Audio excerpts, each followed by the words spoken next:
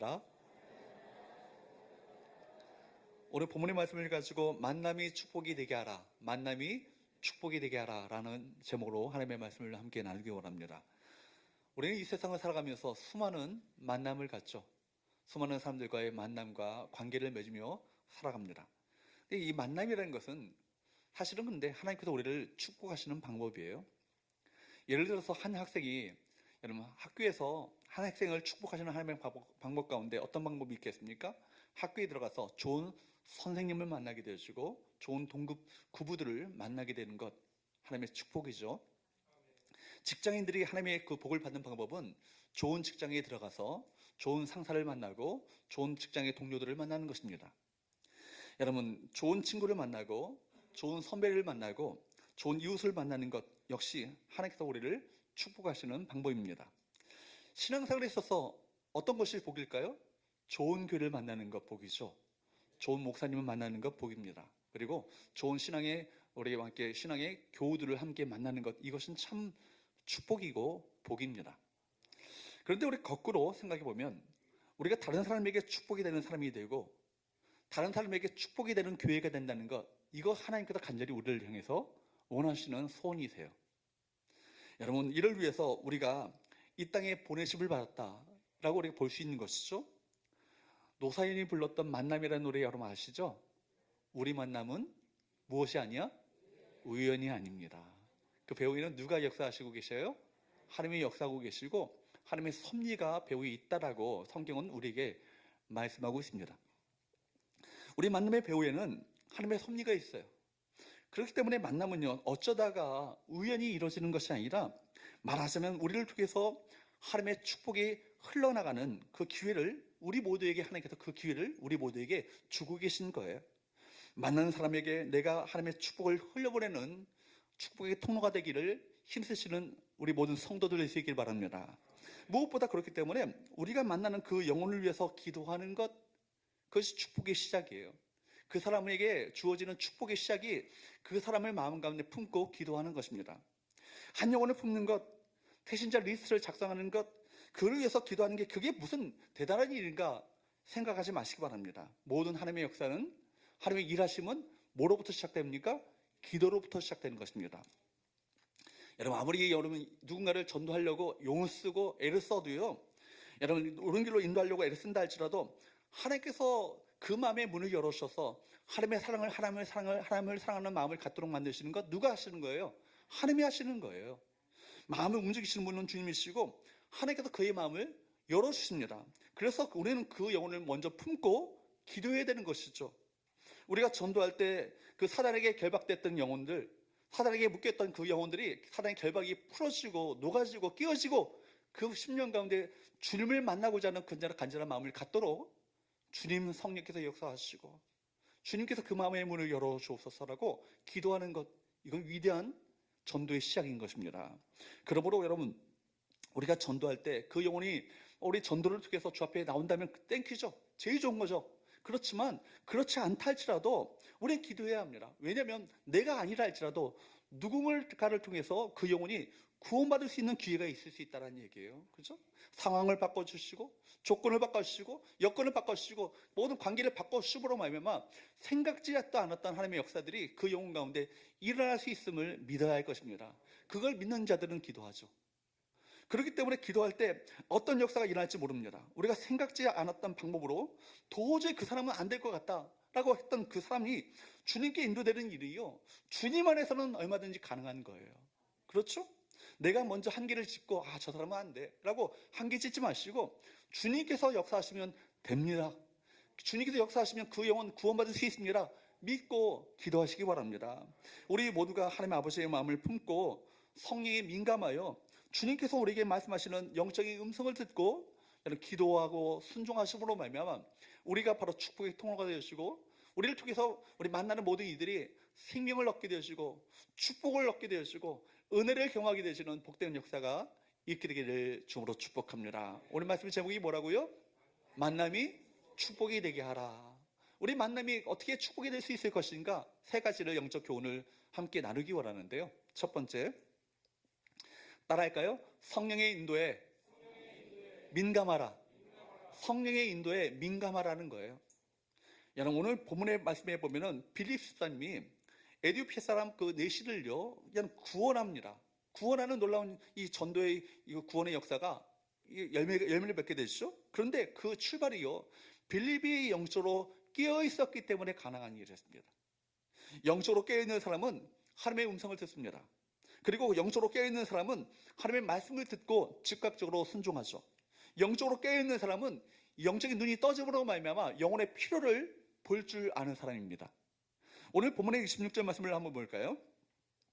시작. 주의 사자가 빌립에게 말하여 이르되 일어나서 남쪽으로 향하여 예루살렘에서 가사로 내려가는 길까지 가라 하니 그 길은 광야라.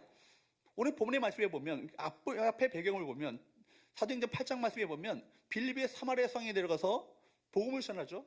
그로 말미암아 많은 영혼들이 구원을 받아요. 빌립의 전도로 말미암아 그 성 가운데 놀라운 부흥의 역사가 일어나게 됐어요. 빌립을 따르는 이들도 많이 있었고요. 기사와 표적이 많이 일어났습니다. 그로 말미암아 사실 빌립에게 있어서는요 성공적인 사역이 이루어졌던 현장이 사마리아 성이었죠. 근데 그때 빌립에게 하나님께서 하나님의 사자 즉 성령을 통해서 말씀하시는 거예요. 하나님께서 우리에게 말씀하셨다는 것은 빌립이 하나님께 그 순간에 뭐하고 있었다는 거예요? 기도하고 있었다는 것이고 영적으로 끼어 기도하는 가운데 그 심령 가운데 성령께서 감동을 주셨다는 거예요. 음성을 주셨다는 거예요. 성령의 음성을 들은 것입니다. 그 말씀은 어떤 것입니까? 26절 말씀을 다시 보면 26절 말씀을 26절입니다. 26절 말씀을 보면 26절을 보세요. 예. 26절 말씀에 보면 일어나서 남쪽으로 향하여 예루살렘에서 가사로 내려가는 길까지 가라 라고 하시는 성령의 음성을 들은 거예요. 가사는 지금으로 말하면 지금 전쟁이 벌어지고 있는 가자 지구죠. 지금 여러분 가자에서 일어나고 있는 일들 여러분 기도하셔야 합니다. 팔레스타인 영혼이나 유대인 영혼이나 하나님께서 찾고자 하시는 하나님의 귀한 영혼들이에요. 무고한 생명들이 전쟁으로 말미암아 피 흘림이 없도록 기도하셔야 될 것이고 어찌하든지 피의 보복은요 피의 악순환을 가져오게 되거든요. 용서하고 화해하며 평화가 이루어질 수 있도록 그 땅 가운데 하나님의 평화가 샬롬이 이루어질 수 있도록 여러분 기도하시고 그 영혼들을 불쌍히 여기는 마음을 가지고 주 앞에 간구하시기를 바랍니다. 여기 말씀에 보면 지금 성령께서 빌립에게 떠나라고 하시는 사마리아 성의 상황이 어떤 상황이었다고요? 빌립의 전도로 말미암아 놀라운 부흥의 역사가 일어났던 땅이에요. 그런데 하나님께서는 그 땅을 떠나 가라 말씀하시는 거예요. 이해가 되겠어요? 지금 해외에 대해 많은 사역들이 지금 벌어지고 있는데 그거를 내팽개치고 가야 한다는 것 자체가 이해가 되지 않아요. 뿐만 아니라 또 하나 주목할 것은요 빌립이 있는 사마리아 땅은요 예루살렘 위에 있는 땅입니다. 예루살렘 위에 있는 땅이고 예루살렘 아래에 있는 이 아프리카에서 에티오피아에서 지금 내시가 예루살렘을 들렀다가 다시 고국인 에티오피아로 돌아가는 상황 아니겠어요? 지도상으로 보면은. 그러니까 여러분 잘 생각해 보세요. 지금 에티오피아 내시는요 지금 남쪽 아프리카의 예루살렘으로 와서 다시 돌아간다면 예배하고 다시 남쪽 아프리카로 돌아갑니다. 논리적으로 생각한다면 아프리카 내시가 예루살렘을 떠나기 전에 누가 먼저 출발해야 돼요? 사마리아에 있는 내시가 먼저 출발해야 되는 거 아니겠어요? 그렇죠? 그러니까 이 상황 자체가요 이미 하나님께서 이 모든 상황을 누가 계획하셨다? 하나님이 계획하셨다는 것을 알게 됩니다. 뿐만 아니라 한 가지 더 이해할 수 없는 것은요 지금 26절 말씀에 보면 끝에 보면은 가사로 내려가라고 말씀하시는데 이 가사로 내려가라고 말씀하시는데 그 길은 어떤 땅이라고요? 광야라고요. 여러분 생각해 보세요. 전도하려면 사람들이 많이 모인 곳에 시장터에 가서 전도해야 되지 않겠어요? 그런데 사람이 살지 않는 광야로 내려가라고 말씀하시니 이해가 되지 않는 거예요. 상식과 이치에 맞지 않습니다. 인간의 경험에 맞지 않죠. 이해가 되지 않습니다. 여러분 전도하려면 사람이 많은 곳으로 가야 되는데 광야길로 가라고 하다니 그야말로 하나님께서 이 만남을 주도하고 계십니다. 성령께서 면밀하게 이 모든 상황을 이끌고 계십니다. 인간의 이해와 상황에 맞지 않지만 주님께서 계획하시고 이끄시기 때문에 우리는 다만 이해가 되지 않는다 할지라도 성령께서 우리를 인도하신다면 어떻게 해야 되는 거예요? 순종해야 하는 거예요. 빌립은 이와 같은 성령의 음성을 들었습니다. 우리가 볼 때는 도저히 이해가 되지 않고 이유도 알 수 없는 말씀이었지만 빌립은 즉각적으로 순종합니다. 영적으로 깨어있는 사람은 내면 가운데 말씀하시는 성령님의 음성에 귀를 기울일 줄 알죠. 그리고 하나님의 음성을 듣고 순종하는 사람인 것입니다. 그러므로 여러분 기도 가운데 중요한 것은 듣는 기도예요. 성령께서 우리 마음 가운데 무엇을 감동을 주고 계시는가? 어떻게 인도하시는가? 하나님의 뜻이 무엇인가를 듣고자 하는 마음의 심령 가운데 하나님의 음성을 들려주시고 성령의 감동을 주실 것입니다. 27절 말씀을 한번 보세요. 읽어보도록 할까요? 시작. 일어나 가서 보니 에디오피아 사람 곧 에디오피아 여왕 간닥의 모든 국구를 맡은 관리인 네시가 예배하러 예루살렘에 왔다가 돌아갔는데 수레를 타고 선지자 이사야의 글을 읽더라. 지금 빌립이 어떻게 했어요? 일어나 갔다고요. 일어나 갔다는 얘기는 뭐예요? 성령의 음성에 즉각적으로 순종했다는 얘기 아니겠어요? 빌립은 지금 하나님의 말씀대로 아무도 없는 것 같은 광야인 가사로 갔습니다. 내려갔는데 어떤 일이 벌어져요? 지금 예루살렘에서 예배 드리고 집으로 돌아가고 있는 에디오피아의 나라의 그 여왕 간닥의 모든 국고의 관리인 네시를 만나게 된 거예요. 여러분, 이 모든 과정 속에서 여러분 누가 역사하고 계십니까? 하나님이 주도하시고 성령께서 이 모든 역사를 주도해 나가고 계십니다. 하나님께서 성령을 통해서 말씀하셨고 그를 사마리아 성을 떠나게 하셨고 또한 에디오피아 네시에게로 다가가도록 만드셨습니다. 빌립이 영적으로 깨어있지 못했다면, 성령의 인도를 받지 않았다면, 성령의 인도함에 순종하지 않았다면 절대로 있을 수 없는 일들이 지금 벌어지고 있는 것 아니겠어요? 영적으로 깨어 우리가 성령에 민감하게 될 때 성령께서는 우리에게 말씀하실 것이고 또 우리를 통해 일하기 시작하실 것입니다. 사랑하는 여러분, 영적으로 깨어있으시기를 축복합니다. 성령 인도하심에 믿음으로 순종하시는 우리 모든 성도들 될 수 있기를 축복합니다. 그러므로 우리 만남이 축복이 되기 위해서는 두 번째로 따라할까요? 지체하지 말고 순종하라. 지체하지 말고 순종하라는 것입니다. 오늘 본문을 통해서 배우게 되는 것은 빌립은 하나님의 음성을 듣고 그 하나님의 말씀에 순종하는데 지체하지 않았다는 거예요. 즉각적으로 순종했고 적극적이고 즉각적인 순종의 모습을 보이고 있습니다. 주의 사자의 인도를 따라 순종하여 간 그곳에서 빌립이 누구를 만났어요? 이미 준비된 영혼을 만난 거예요. 에디오피아 여왕 간닥의 국군을 맡고 있었던 네시를 만나게 됩니다. 다시 27절 말씀을 한번 보세요. 시작. 일어나 가서 보니 에디오피아 사람 곧 에디오피아 여왕 간닥의 모든 국군을 맡은 관리인 네시가 예배하러 예루살렘에 왔다가. 여러분 보세요. 네시면서 관리, 즉 히라보로 말하면 디나스테스예요. 디나스테스. 이 말은 뭐냐면 권력을 가진 자라는 얘기입니다. 권력을 가진 자, 힘을 가진 자라는 얘기예요. 권한을 지닌 자. 즉 에디오피아의 국고 관리인, 재정 관리인, 그죠? 말하자면 경제부총리죠. 경제부총리 아니겠어요? 고대 사회에서는 중책을 받은 관리에게 거세를 하는 문화가 있었습니다. 그는 에디오피아 나라의 권력자였는데 하나님을 찾고 예배하고자 하는 구도자였습니다. 28절 말씀에 보면 그는 수레를 타고 이동하면서 선지자 이사야의 글을 읽고 있을 정도로 진리를 간절히 사모하고 진리를 간절히 찾고 있었던 구도자였던 것이죠. 에디오피아 권력자로 수레를 타고 갔으니까 그를 호위하는 군사들도 있었을 것입니다. 호위하는 사람들도 많았을 테고 사실 이 사람에게 접근하는 것은 사실 쉽지 않은 일이에요. 그때 성령께서 빌립에게 뭐라고 말씀하십니까? 29절 말씀을 보세요. 시작. 성령이 빌립더러 이르시되 이 수레로 가까이 나아가라 하시거늘. 사실 이 사람에게 접근하는 것 자체가 쉬운 일이 아니었음에도 불구하고 성령께서 그 마음 가운데 어떤 감동을 주냐면 바로 이 사람이다. 이 병고로 가까이 가라 라고 성령께서 그 심령 가운데 말씀하시는 거예요. 성령께서는 이 두 사람이 대화하도록 성령께서 이 두 사람을 이끌어 주셨습니다. 이에 빌립은 주저하지 않고 순종하여서 그에게 가까이 가죠. 여러분 보세요. 주저하는 마음이 왜 없었겠어요? 이 사람은 어떤 사람이라고요? 에디오피아 나라의 실력자예요. 권력을 가진 사람입니다. 호위하는 사람들도 많이 있었을 것입니다. 괜히 다가갔다가 망신만 당하고 제지당하고 쫓겨나갈 수 있죠. 그런데도 불구하고 빌립은요, 성령의 인도함에 즉각적으로 순종합니다. 여러분 30절 31절 말씀을 볼까요?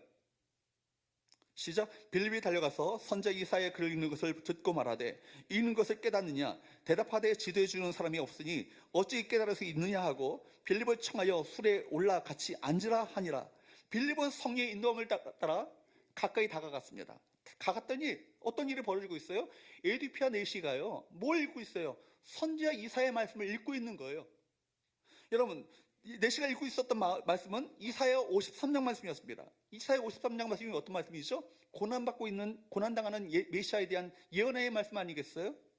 아마 에디오피아 내시는요, 예루살렘에 왔다가 하나님을 예배하러 왔다가 성경책을 샀을 거예요. 그 당시에 우리는 성경책을 쉽게 살 수 있는 것이 아니에요. 성경은요, 양피지 같은 어떤 그런 그또 파피루스 같은 그런 두루마리로 된 그에다가 그 성경책을 썼기 때문에 성경책은 어마어마한 돈의 가치를 갖고 있었던 그 성경이었습니다.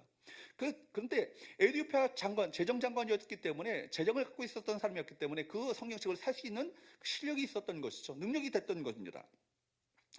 예배로 왔다가 두루마리로 된 성경 이사야 말씀을 샀을 거예요. 그리고 수레를 타고 가면서 이 말씀을요 하나하나 읽기 시작했을 것 같습니다. 이사야 1장부터 읽기 시작했겠죠. 그러다가 처음부터 읽어나가다가 빌립을 만났을 때 그때 마침 어디를 읽고 있어요? 이사야 53장을 읽고 있는 거예요. 기가 막히지 않으세요? 여러분 별로 지금 이게 무슨 말인가 지금 이해가 안 되는 분도 계시는 것 같은데 지금 이 상황이요 기가 막힌 타이밍인 거예요. 어떻게 이사야 말씀 다른 말씀도 아니고 이사야 53장에 와서 지금 빌립을 만나게 됐는가? 기가 막힌 타이밍 가운데 그 만남이 이루어지고 있었던 것이죠. 뿐만 아니라 여러분 34절 35절 말씀을 보세요. 시작. 그 내시가 빌립에게 말하되 청컨대 내가 묻노니 선자가 이 말한 것이 누구를 가리킴이냐? 자기를 가리킴이냐? 타인을 가리킴이냐? 빌립이 입을 열어 이 글에서 시작하여 예수를 가르쳐 복음을 전하니. 여기서 잘 보세요. 빌립의 성경을 읽고 있어요. 근데 성경을 읽는데 잘 이해가 되지 않아. 이건 나중에 이거 좀 알겠지 하고 넘어가지 않겠어요? 근데 53장의 말씀을 보면서 빌립이 정말 내시가 지금 생각하는 건 뭐냐면 이 지금 고난받고 있는 메시아에 대한 예언이 누구를 가리키는 것인가? 이사야 자신을 가리켜서 말씀하는 것인가? 아니면 다른 사람을 가리켜서 말씀하는 건가? 마음 가운데 궁금증이 생긴 거예요. 그것을 알고자 하는 간절한 마음을 갖게 된 겁니다. 그 마음을 누가 심어주셨을까요? 성령께서 그 마음을 그 내시의 마음 가운데 심어주셨겠죠. 이미 구도자의 마음, 갈급한 마음을요 그 내시의 마음 가운데 심어주셨던 것입니다. 내시의 마음 또한 성령께서 이미 준비시켜 놓으신 거예요. 그때 빌립은 이사야서에 기록되었던 고난받는 종의 정체가 누구라고요? 우리가 믿는 예수 그리스도이심을, 하나님의 아들 예수 그리스도이심을 입을 열어 설명해 주었고, 그거를 시작하여서 성경 전체가 바로 이 메시아 예수님을 가리켜서 기록된 성경이라는 것을, 복음의 말씀을 하나하나 설명해 주기 시작했던 것이죠. 여러분, 유대인들도 구약 성경이 메시아에 대해서 예언하고 있다고 생각을 했지만 그 메시아가 바로 예수 그리스도라는 사실을요 그들이 인정하지 않았어요.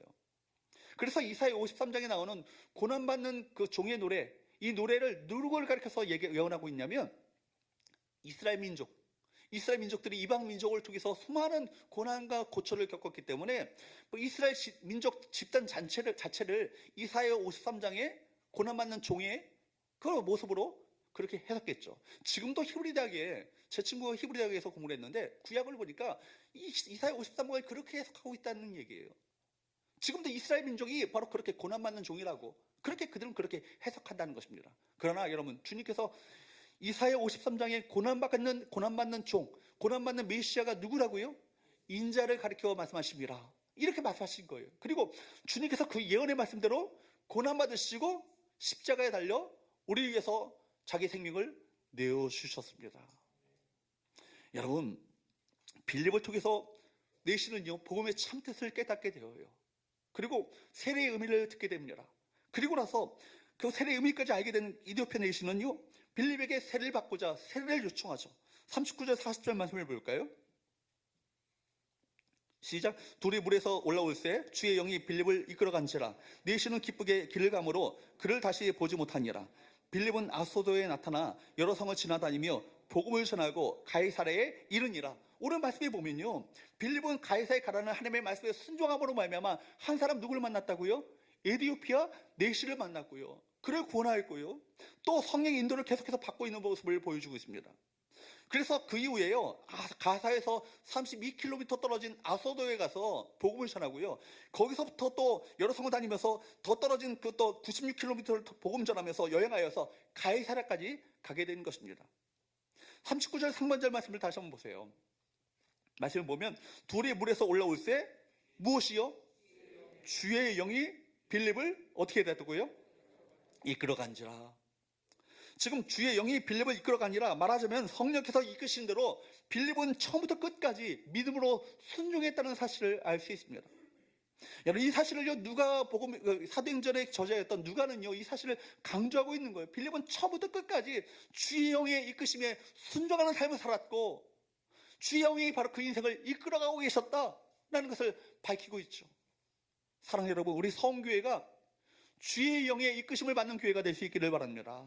우리 성교회 성도들 한 사람 한 사람이 주의 이끄심을 받는 우리 성도 될 수 있기를 축복합니다. 주님의 관심은 바로 하나님을 찾는 이 한 사람에게 있었습니다. 하나님은 이 한 사람을 구원하기 위해서 빌립을 한창 부흥하고 있었던 사마리아 성을 떠나 아무도 없는 광야길로 가라 말씀하셨던 거예요.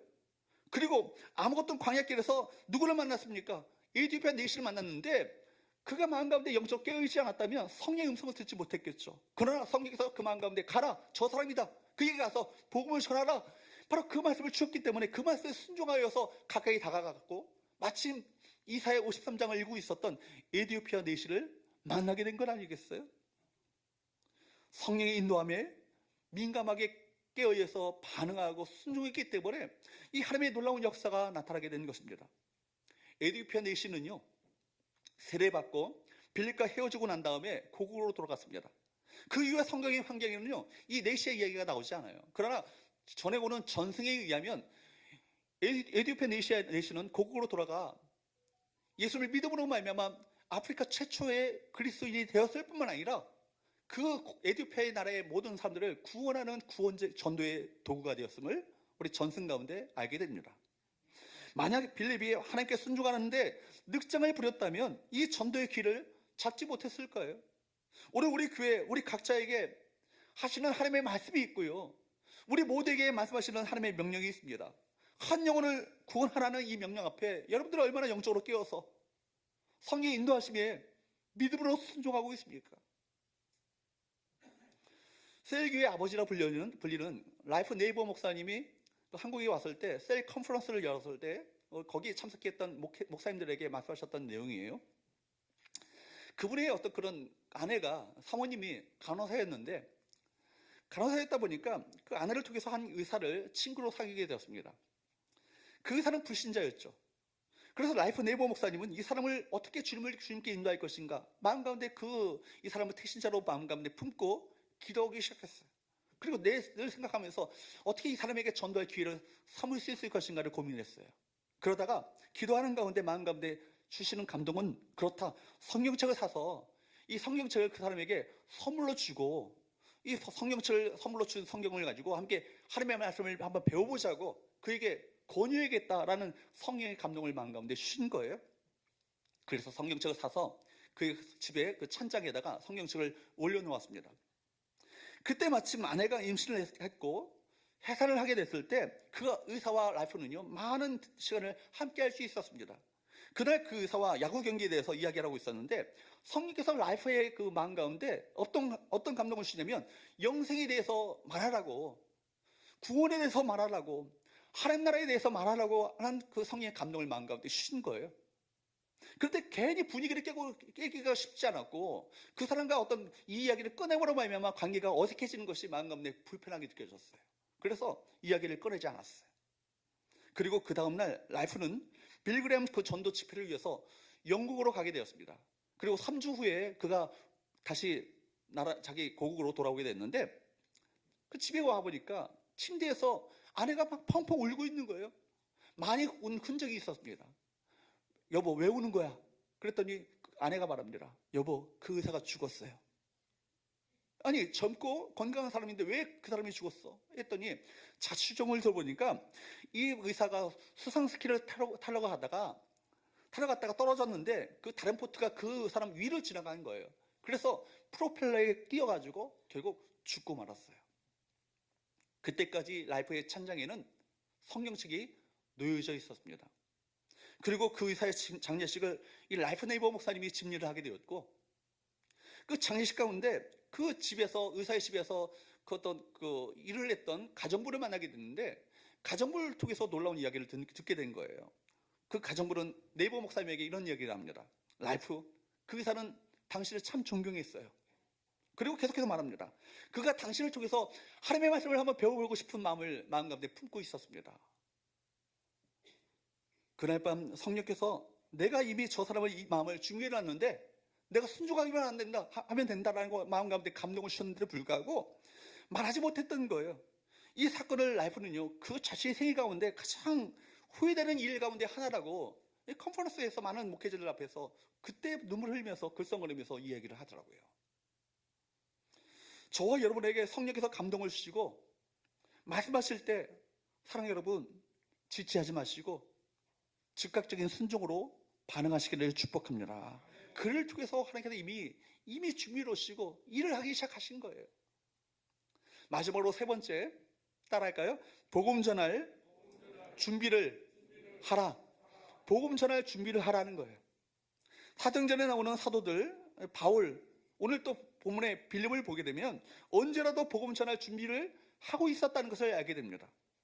빌립이 하나님의 음성을 듣고 순종하여서 에티오피아 내시를 만났을 때 하나님께서 주신 그 기회에 그 영혼을 구원받게 할 수 있었던 것은 그가 복음에 대해서 알았기 때문이죠. 복음 전할 준비가 되어 있었기 때문 아니겠습니까? 35절 말씀을 한번 보세요. 시작. 빌립이 입을 열어 이 글에서 시작하여 예수를 가르쳐 복음을 전하니. 그렇습니다. 빌립은요, 이 에티오피아 장관이 읽고 있었던 이사야서의 말씀을 통해서 이사야 선자가 친히 예언했던 우리를 위해서 구원을 받으신 그 메시아가 바로 예수 그리스도라는 것을 말할 뿐만 아니라 이를 시작하여서 이 복음의 모든 말씀들을 하나하나 자세히 설명하기 시작했다는 거예요. 빌립의 신앙이 그저 마음의 평안만을 얻기 위한 종교적인 사람이었다면 모든 종교 사이의 관용과 여러분 평화만을 강조하면서 소위 공격적인 전도를 비판하는 종교다원주의자였다면 이런 전도의 역사가 일어날 수 없었던 것이죠. 이미 여러분 넷이 어떤 사람이에요? 요 하나님을 믿는 사람이에요. 요 하나님을 믿는 사람이기 때문에 예루살렘까지 와서 예배하고 돌아갑니다. 그러나 여러분 그가 놓치고 있었던 것은 뭐냐면 하나님께 나아가기 위해서는 유일한 구원자, 다른 구원을 주실 다른 이름을 우리 가운데 주신 적이 없었다고 말씀하시는 예수 그리스도를 통하여서 하나님께 나갈 수 있다는 사실을 몰랐기 때문에 이 사실을 그에게 가르치기 원했고 그로 말미암아 구원을 얻게 되시는 놀라운 역사가 빌립을 통해서 일어나게 된 것 아니겠습니까? 빌립은요 하나님을 아는 사람이었습니다. 빌립은 하나님의 은혜가 무엇인지 구원의 은혜가 얼마나 소중하고 귀한 것인지를 아는 사람이었습니다. 이 귀한 복음, 이 귀한 은혜, 귀한 축복, 이 귀한 소망을 소유한 자로서 나만 이 귀한 것을 나만 소유할 수 없다는 영적인 부채의식이 빌립의 그 심령 가운데, 그 마음 가운데, 심장 가운데 있었기 때문에 성령이 이끄신 대로 그가 순종할 수 있었던 것입니다. 여러분 먼저 그렇기 때문에 여러분 우리 모두가 복음을 직면하시고 복음을 만나셔야 돼요. 복음의 놀라운 은혜를 참아셔야 합니다. 복음이 얼마나 귀한 것인지를 아는 우리 모든 성도들 수 있기를 주으로 축복합니다. 나 같은 죄인이 여러분 나 같은 죄인이 지옥에 여러분 떨어질 수밖에 없었던 우리가 이미 더미가 죄로 죽었던 우리를 하나님의 은혜로 말미암아 구원받은 이 놀라운 사실이 얼마나 우리에게 감격으로 다가오고 있습니까? 복음 안에서 여러분 소망을 발견하시고 복음 안에서 기쁨을 누리셔야 합니다. 내 안에 있는 것이 흘러나오게 되어 있는 거예요. 그 사람의 은혜가 넘치면 그 사람 안에 은혜가 흘러나오게 되어 있는 것이고 그 마음 가운데 복음의 감격이 있는 사람에게 그 안에 있는 복음의 감격이 다른 사람에게 전달될 수밖에 없는 건 아니겠어요? 하나님 여러분 복음에 대해서 아시길 바랍니다. 더 깊이 아시기 바랍니다. 그 복음의 은혜를 진리를 깊이 있게 깨달을 수 있기를 주으로 축복합니다. 그래서 베드로 사도는 우리에게 이렇게 말씀하고 있습니다. 베드로전서 3장 15절 말씀입니다. 시작. 너희 마음에 그리스도를 주로 삼아 거룩하게 하고 너희 속에 있는 소망에 관한 이유를 묻는 자에게는 대답할 것을 항상 준비하되 온유와 두려움으로 하고. 먼저 우리 가운데 누구를요? 예수 그리스도를 주님으로, 정말 주님을 문 밖에 서서 이렇게 기다리게 하시지 마시고 마음으로 여셔서 주님으로 모셔드리는 생명 구원의 역사가 저와 여러분에게 먼저 있게 되기를 바랍니다. 여러분 인생 가운데 잠시 거쳐가는 그분이 아니고 우리 가운데 영주하시고 내주하시고 좌정하셔서 우리 주님으로 우리 통치 나가시는 귀한 역사가 우리 가운데 일어날 수 있기를 축복합니다. 여러분 그 다음에 뭐예요? 너희 속에 있는 소망에 관한 이유를 묻는 자에게, 구도자들 아니겠어요? 여러분, 만나는 모든 사람들 아니겠습니까? 만나는 모든 사람들에게 뭐예요? 대답할 것을 항상 준비하되, 그 다음에 뭐예요? 온유와 두려움을 하고. 온유가 뭐예요? 왜 온유해야 될까요? 여러분, 전도하는 사람들, 우리가 전도하게 되면요, 호락호락 사람들이 다 그것을 받아들이지 않아요. 어떻게 보면 대적하는 사람들도 있을 것이고 반박하는 사람들도 있을 것이고, 오히려 내가 전도하다가 열받을 수 있는 상황이 얼마든지 벌어질 수 있습니다. 그래도 끝까지 어떻게 하셔야 돼요? 온유하셔야 돼요. 온유로 하셔야 해요. 그리고 두려움으로 한다는 얘기는 뭡니까? 사실은 하나님에 대한 두려움이 있어. 지금 전하지 않으면 이 복음을 듣지 못할 수 있다는 두려움 아니겠습니까? 그리고 이 전도의 대상에게 전도하지 않았을 때 그 책임이 누구에게 온다고요? 핏값을 누구에게 찾는다고요? 너에게 찾겠다 말씀하시지 않습니까? 그렇죠? 그러므로 우리는 우리와 사람들이 모든 대화를 하든지 간에 거기서 비롯하여서 우리 주 예수님을 전하는 것을 훈련해야 하고, 우리 안에 있는 소망이 무엇인가, 소망에 관한 이유를 대답할 수 있는 준비를 하고 사셔야 할 것입니다. 예수님 우리 전하는 거 너무 어렵게 생각하지 마시고, 무엇보다도 모든 환경 가운데 있는데, 어려운 환경 가운데 있는데 왜 당신이 그렇게 소망이 있냐고, 낙심하지 않고 절망하지 않고 왜 소망이 있냐고, 왜 이렇게 어려운 환경 가운데 고난 가운데 있는데 왜 병들었는데 어떻게 기뻐할 수 있냐고, 감사할 수 있냐고, 주변 사람들이 궁금하게끔 그렇게 살아가시기 바랍니다. 그러면 그들이 물을 거예요. 아, 당신 어떻게 그렇게 힘든 가운데 있는데 감사하냐고, 어떻게 힘든 가운데 있는데 낙심하지 않고 절망하지 않고 오히려 하나님을 예배하는 믿음을 가지고 살아가냐고, 당신 도대체 뭘 믿길래, 무슨 믿는 구석이 무엇이길래 그렇게 살아가냐고 물어보면 나에게 있는 소망의 이유를 말씀하시는 거예요. 누구 때문에? 예수님 때문에. 예수님 때문에라는 그 찬양 가사가 전 너무 좋아요. 숨을 쉴 수 없을 만큼 많이 아픈데 내가 노래할 수 있는 건 누구 때문에? 예수님 때문에. 살아있는 것보다 죽음이 아름다운 만큼 지쳐도 일어설 수 있는 것 예수님 때문에. 살아있는 것보다 죽음이 아름답게 느껴질 때가 언제일까요? 정말 우울한 감정에 휩싸임으로 말미암아 죽고 싶을 때 아니겠어요? 사는 것보다 내가 이렇게 죽는 게 낫겠다 생각되실 정도로 지쳐있는데 다시 일어설 수 있는 건 누구 때문에? 예수님 때문에. 예수님 때문에, 그 사랑 때문에, 날 위해 죽으신 십자가 때문에, 예수님 때문에, 그 사랑 때문에, 지금도 날 위해 기도한 그 기도 때문에. 그분이 나의 기쁨과 그분이 나의 소망이 되시기 때문에 좌절하지 않고요, 일어설 수 있는 거예요. 소망을 품고 살아갈 수 있는 거예요.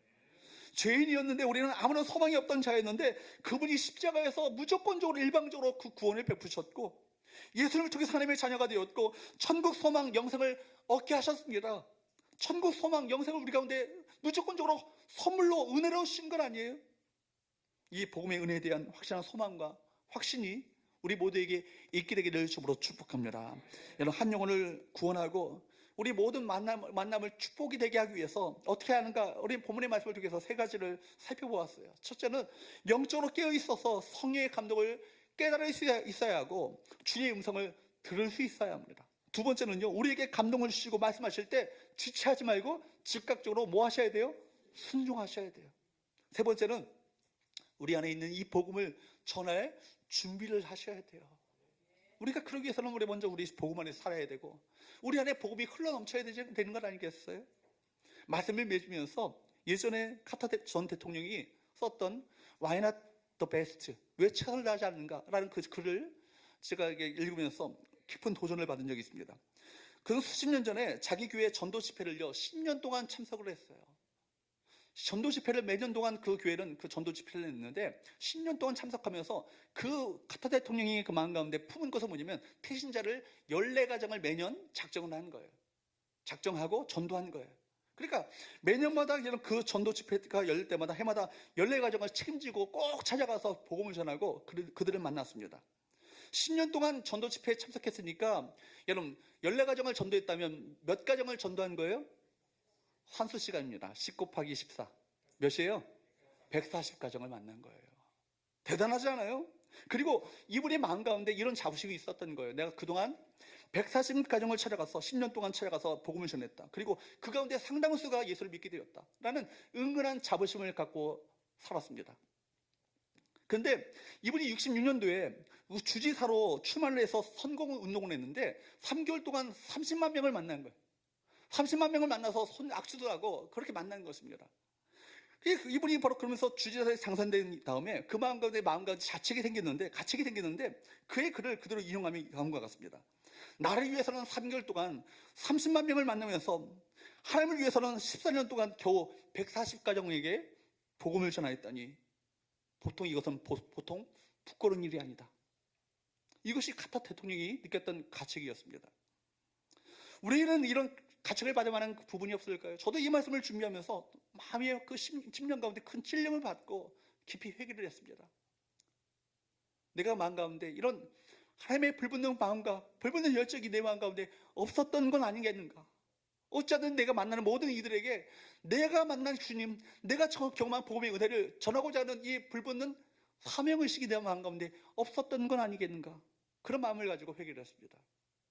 자신의 목표를 달성하기 위해서는 온갖 정성과 열정을 다 쏟아붓고 없는 시간 억지로도 만들고 돈도 아낌없이 쓰면서 전력을 다했지만 하나님이 찾고 계시는 잃어버린 양, 주께서 찾고자 하시는 그 한 영혼이 기회를 놓치면 영혼이 망할 수밖에 없는 그 불쌍한 영혼을 위해서는 시간도 안 쓰고 돈도 안 쓰고 관심도 별로 기울이지 않는 그런 모습들, 나의 모습이 내 가운데 있지 않는가? 사랑하는 여러분, 여러분에게 귀한 은혜와 축복을 하나님께서 허락하셨어요. 귀한 생명을 여러분에게 허락하셨어요. 그거 먼저 여러분에게 주신 것은 뭐예요? 그거 전하라는 거예요. 흘려보내라는 건 아니겠습니까? 모든 만나는 이들에게 그 은혜와 축복을 흘려보내라고 여러분 만남의 기회를 허락하시고 그 모든 만남을 여러분 기회를 그들을 만나도록 이끄시는 거예요. 그렇다면 우리 모든 만남을 무엇이 되게 해야 해요? 축복이 되게 해야 합니다. 우리가 만나는 그 사람이 참 생명 되신, 참 소망 되시는, 참 축복이 되시는 하나님을 만나고 그로 말미암아 그들이 주 앞에 나와 그들의 입술을 통해서 하나님을 찬양하며 경배하게 되시는 놀라운 복된 역사가 있게 되기를 주로 축복합니다. 그 일에 쓰임받는 우리 모든 성도들, 그 일에 우리 모든 성도들이 함께 순종함으로 말미암아 하나님의 기쁨 되어주는 우리 성교와 우리 모든 성도들 될 수 있기를 주로 축복합니다. 기도하겠습니다. 하나님 아버지,